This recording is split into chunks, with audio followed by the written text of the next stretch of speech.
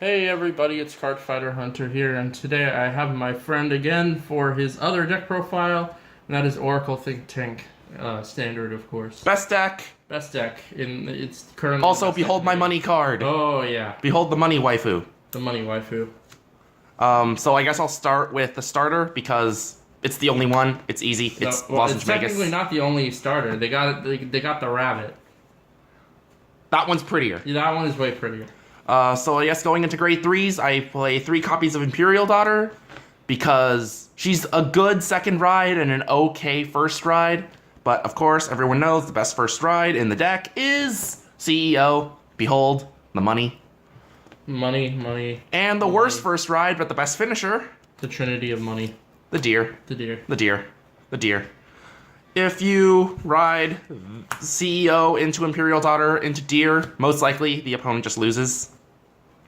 Especially if you have since you can pay the cost and just stack your crits and your opponent loses. I think the best play is CEO into Imperial Daughter into Imperial Daughter. No. The best play, this, right? No. The best play is to CEO into Imperial Daughter and hit a grade 3 in the top 2 cards to put into the soul. Yeah. And then call a deer. And then the opponent cries. That is how you make your opponent's scoop right there. Especially before they manage to build up a hand. Yeah.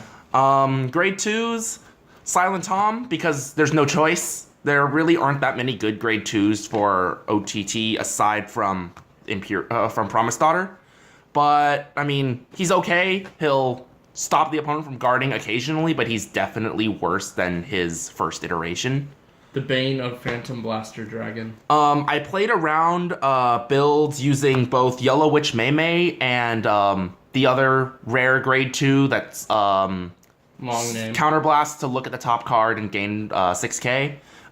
Mei's better. She doesn't waste your counterblasts, so you can keep drawing cards with CEO and Imperial Daughter. And she lets you look at the top card, so she also helps to power up CEO without ruining your stack. Because, unfortunately, drawing a card and then stacking your deck is really bad if you already have a crit set up. For grade 1s, 4 copies of Circle Magus, undoubtedly the best card to ride for grade 1. Gets you almost basically a free draw when you ride on top of her. And a decent back row, so if you check some garbage on your attack, you are not completely screwed against Waterfall. 4 copies of Farfall Magus, it's good. It looks at the top card. It's good for early aggressive plays or late game to look for triggers. Some people might disagree with me, but I play 3 copies of Luckbird. It's really good for winning resource races. It replaces itself and gets you a good beat stick for 1 turn. And afterwards works as a half-decent booster. And especially if a lot of people at your locals are playing Kagero and they keep retiring your stuff and not letting you have resources, it's useful to have a card that can replace itself on play.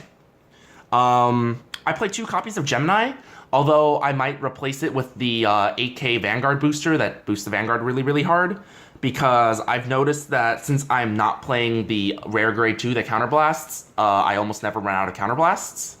So I'd rather let my CEO hit harder, but that would take more playtesting. And that's all the grade 1s. Moving on to 0s.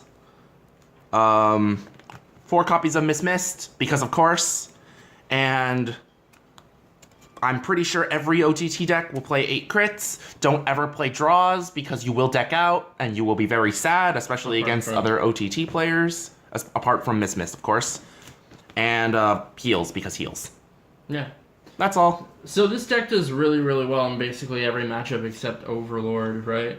It actually does play pretty well against Kagero and Overlord, because if they're on Overlord, then you can use your Protect Markers and your Miss Mists, and you can hold on to all of your triggers and guards for Waterfall.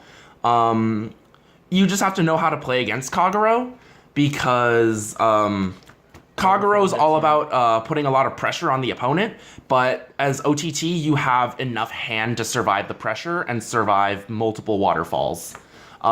Just don't take too much damage early, and you should be able to take 1 Waterfall attack okay, and then just guard the rest of them. Yeah. Against Excel decks, it's really a coin flip whether they rush you down or you survive the rush. But if you manage to survive their rush and get to grade 3, you most likely win. And, well, against Force clans, like other Force clans like Royals, just perfect guard their Vanguard and do whatever else with their rear guard. Like, it's the Vanguard that's scary right now. Yeah.